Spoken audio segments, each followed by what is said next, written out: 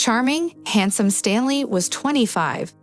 He had the hots for half the girls in town, but he chose the only one, Gwyneth. So he decided to get married. Behind him was already a university and a long search for a decent job.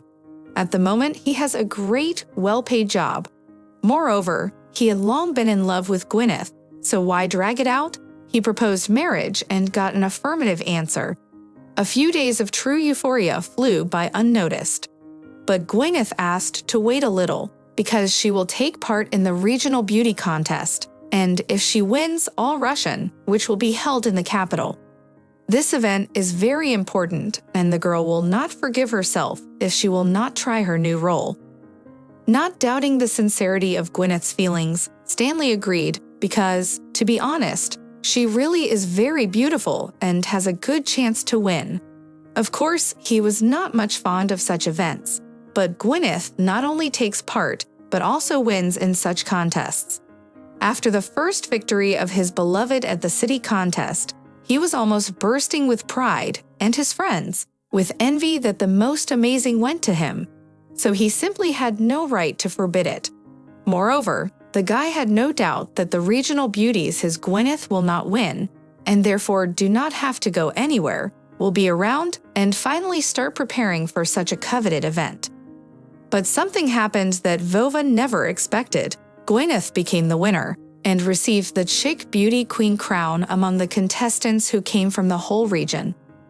Out of happiness, she began serious preparations, but not for the wedding, but for the trip and participation in the All-Russian competition, the victory in which would open the way to the international competition arenas. Meetings with her fiancé became a rare and very fleeting phenomenon. The preparation for the contest was at a boiling point, and in addition, the girl had to be in the capital a month before the contest. The contestants will learn to move properly, to present themselves and speak the language understandable to the capital's beau monde. Before her departure, Gwyneth ran to her beloved, but it was better that he did not see her. She was so changed. She was not the charming girl with whom he wanted to tie his life, and if they had met in the street, Stanley would not have recognized his Gwyneth.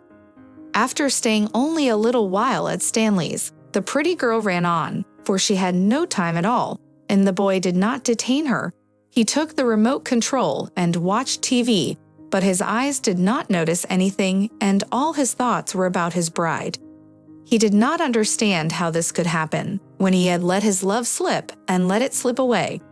He understood that everything was falling apart like a house of cards, but there was nothing he could do, and it seemed to make no sense. Suddenly his friend Brandon came to see him and found the unhappy boy in a sad state of mind.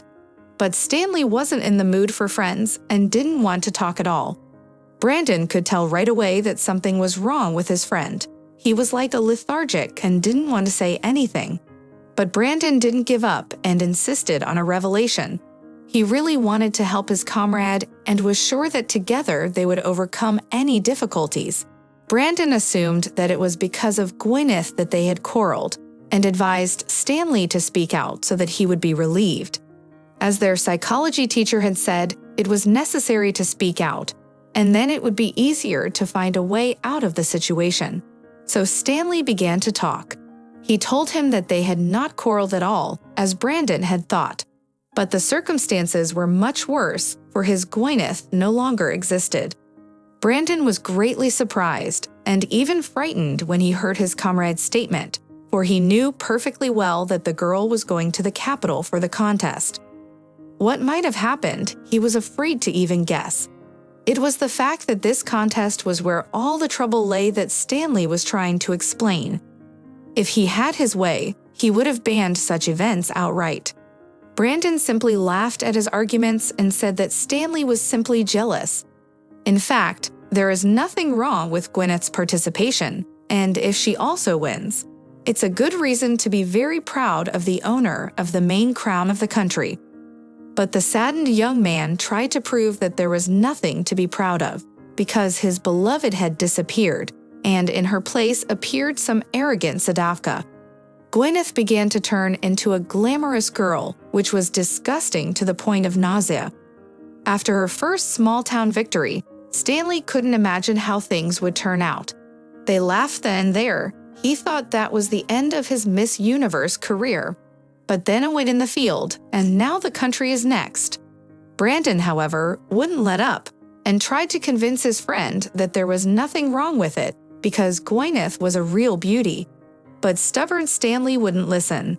His idea was that such contests were lewd and vulgar, turning pretty girls into real bitches.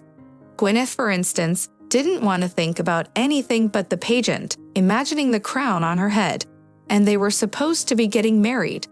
Brandon wasn't going to give up that easily, and he made one last argument. He said that the contest wouldn't last forever, and that when it was over, things would get better for the guys, and Gwyneth would become the same old provincial girl. Stanley said that the current dramatic changes wouldn't go anywhere, because his girlfriend, a future wife, had pumped silicone into her breasts and lips, had had her eyelashes, nails, and hair done, turning herself into a monster who reeked of falseness a mile away. Dyed her hair almost black, arguing that her blue eyes stood out beautifully against the dark background. In fact, Gwyneth's eyes were not blue though, as Stanley later learned. It was easy enough to make them any color with contact lenses. He didn't want to talk about clothes at all. A lot of outfits were needed, and they cost exorbitant amounts of money, and it was scary to name them out loud. So without a sponsor, there was no way. Brandon was even more surprised when he heard about the need for a sponsor. He became very curious how Gwyneth was going to pay for the very expensive services of the sponsor and his investment. But as the contender herself explains, the sponsors have their own game among themselves. They just bet on whoever they think will get the coveted crown, so they're only interested in winning and nothing more. A pathetic semblance of a racetrack where thoroughbred mares gather. In addition, the sponsor expects a portion of the money from the contracts signed between the winner and the various advertising agencies. All this did not make Stanley feel better, for he was sure that the sponsoring party would demand no money at all. Brandon suggested that his companion talk her out of the contest, but Stanley assured him that Gwyneth would not even listen when he tried to argue and persuade her not to participate. All absorbed in herself and the contest to come, she kicked him out the door and asked him not to disturb her with his talk of refusal. And if he ever brought it up again, Gwyneth promised to break it off and make a real laughingstock of herself in front of everyone in their small town. He even tried to talk to his future mother-in-law, but she was madly happy for her daughter and couldn't get enough of the new prospects that were opening up for her baby girl. And at the end of the conversation, she added that she had spent all her conscious life with her engineer father Gwyneth, surviving on a small salary, limiting herself in almost everything, and now she wished with all her heart that her daughter would not miss her chance to live a decent life, not knowing the material difficulties and not denying herself anything. She will try with all her might to help her girl not to miss the chance to become the first beauty of the country. The young man is horrified to realize that he has been written off, and his beloved's parents have decided that participation in this ill-fated contest will provide her with the opportunity to find a husband among the celebrities or the rich. Sighing, Brandon supported his friend that no one needs such events, because nature doesn't create beauty for any kind of pageant. To which Stanley stated that there is no nature in these contests. Everything there is artificial puppetry and fake. Gwyneth even changed her figure by having liposuction. She became a real fake. What kind of honest participation can we talk about? A fair contest is one where you compete with what Mother Nature has given you. Under such conditions, even cosmetics should be considered as doping, and painted girls should not be allowed to participate. Clothing in general should be identical for all, so that nothing could affect the jury's choice. And stupid girls are awfully hungry for that stuff. And the consequences? Gwyneth is a teacher. How will she appear in front of the children in the image she has invented for herself? What would she be able to say about her participation? These thoughts did not leave Stanley for a moment. He felt somehow sorry for her, and Stanley caught himself thinking that he didn't want the beautiful life Gwyneth so badly desired. In fact, all that awaited the girl in the future could hardly be called a beautiful life, and it reeked of something sinister. At that moment, Stanley's mother entered the room, interrupting his heavy thoughts. The woman reported that a courier had brought 2 tickets to a grand national beauty contest and solemnly handed them to her son. He held them in his hands until his mother came out and tore the worthless pieces of paper into small pieces, which, like a light snowball, covered the floor.